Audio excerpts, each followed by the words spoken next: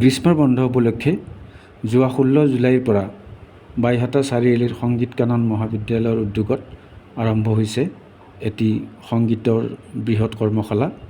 অসম চৰকাৰৰ সাংস্কৃতিক পৰিক্ৰমা বিভাগৰ দ্বাৰা পৰিচালিত তথা জিলা প্ৰশাসনৰ সহযোগত বাইহাটা চাৰিআলিৰ পূব কামৰূপ মহাবিদ্যালয়ত অনুষ্ঠিত এই কৰ্মশালাখনত ভূপেন্দ্ৰ সংগীত, জ্যোতি সংগীত, বিষ্ণুৰাভা সংগীত আৰু লোকসংগীতৰ প্ৰশিক্ষণ দিয়া হয় প্ৰায় শতাধিক ছাত্ৰ ছাত্ৰীক।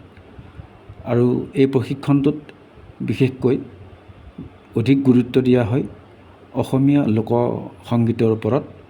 আৰু এই অসমীয়া লোকসংগীতৰ ভিতৰত লোকগীত, টোকাৰী গীত আৰু জিকিৰ জাৰি আদিৰ ওপৰত এই কৰ্মশালাখনিত ছাত্ৰ ছাত্ৰীসকলক প্ৰশিক্ষণ দিয়া হয়। আমি প্ৰথমতে এটি টোকাৰী গীতৰ প্ৰশিক্ষণ কেনেকৈনো দিয়া হৈছে সেয়া আপোনালোকৰ আগলৈকে অকণমান ভিডিঅ'টো আমি তুলি ধৰিছোঁ।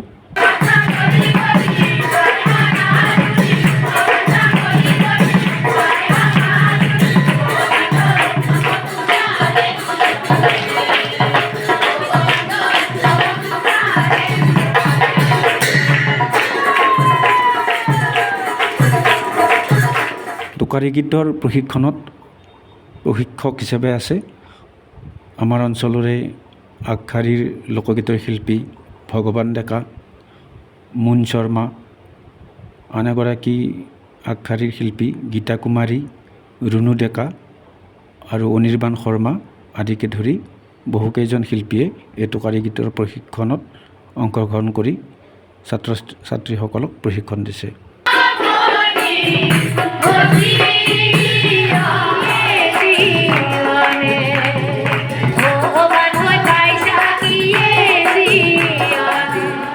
নহয় একো আপোন বান্ধ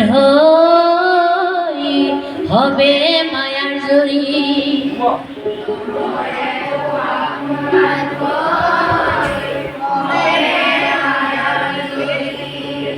আলৰ কাষে আঁতৰি যায় লাহে লাহে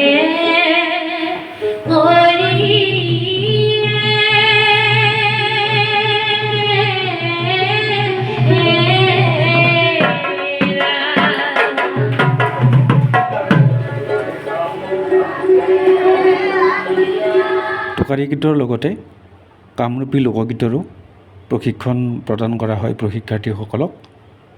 আহকচোন আমি এটি কামৰূপী লোকগীত কেনেকৈ প্ৰশিক্ষণ দিছে সেয়া অকণমান শুনো।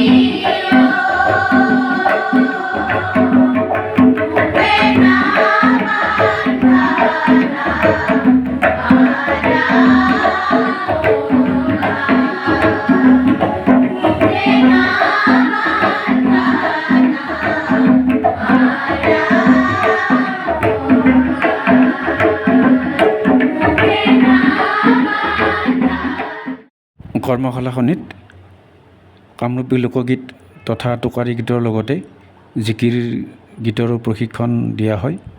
আৰু এইবাৰ জিকিৰ গীতৰ প্ৰশিক্ষণৰ কিছু অংশ আপোনালোকৰ আগত তুলি ধৰিছোঁ। আৰু জিকিৰ এই প্ৰশিক্ষণ দিছে জিকিৰ গায়ক ফিৰোজউদ্দিন আহমেদে।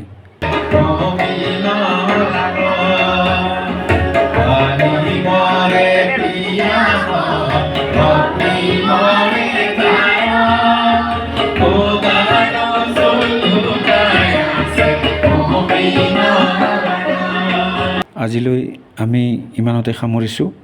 আৰু এই বৃহৎ কৰ্মশালাখনিৰ আঁৰত থকা মানুহজন হ'ল সংগীত কাননৰ অধ্যক্ষ চাণক্য শৰ্মা আৰু তেওঁৰ সহযোগীসকল।